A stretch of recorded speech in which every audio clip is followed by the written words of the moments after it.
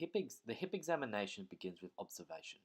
The observation part is done from front on, where we look for any misalignment of the legs and any obvious valgus or varus deformities. From the side point of view, we look for posture of the back, and again we look at the alignment of the legs and look for any shortening.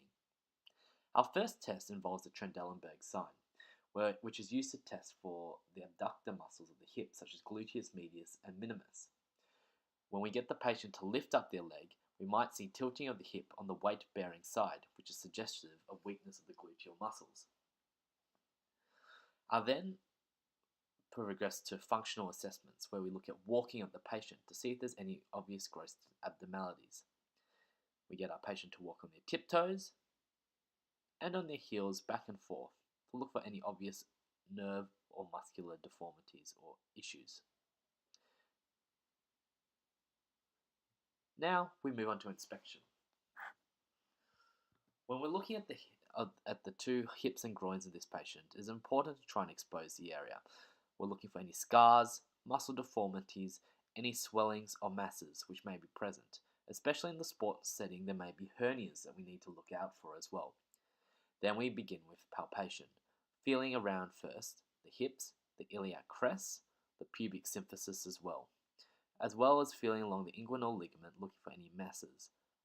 It's important to feel both the inguinal rings and try and get the patient to cough to see if we can expose any hernias, a cough impulse which may be present. Next we move on to feeling the quadriceps tendons, the greater trochanters as well, where the bursas are, which can become inflamed, and then also the iliac crests as well. It's important to also make sure we expose the back, looking again for any asymmetry, any wasting of the muscles, any swelling, tenderness, or warmth.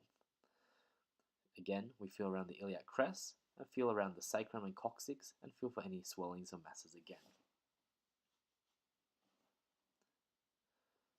Our next part of examination is into active movement, testing for flexion, looking for any decrease in range of motion.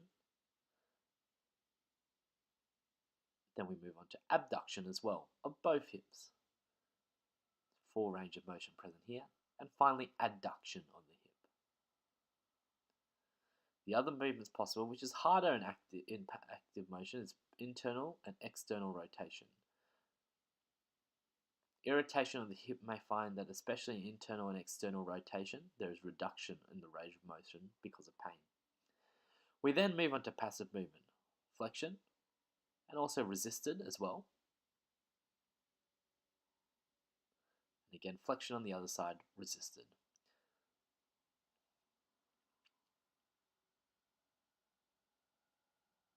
Testing the full range of abduction and the full range of adduction as well. Here we can test passive, internal and external rotation of the hip.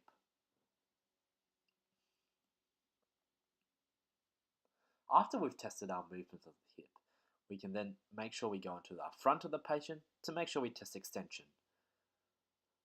This patient has full range of active extension of the hip,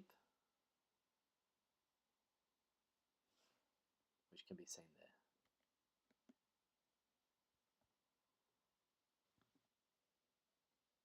We then move on to our special test. Here we perform the squeeze test, where the patient adducts against my hand and try to feel pain. Next, the Thomas test. Used to look for any flexion deformities, we put the patient in full flexion on one leg and look for any movement in the other leg as it lifts off the bed in case of flexion deformities.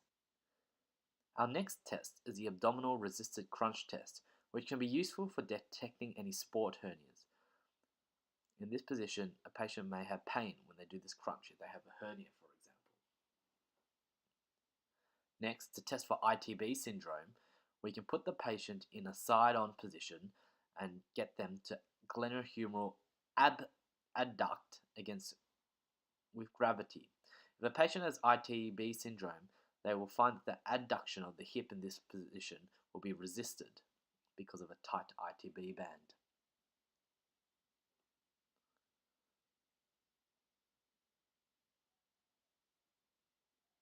Finally, we can do the Fadia and the Faber test. So the The Faber test is putting the patient in flexion, abduction, and external rotation, as also known as the Patrick test, to try and elicit pain.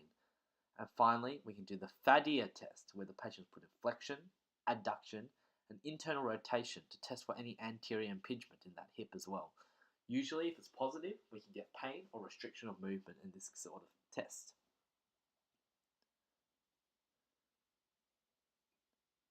Other things we can do is a true leg length, where we measure from the ACES to the medial malleolus in the hip, and we compare both sides.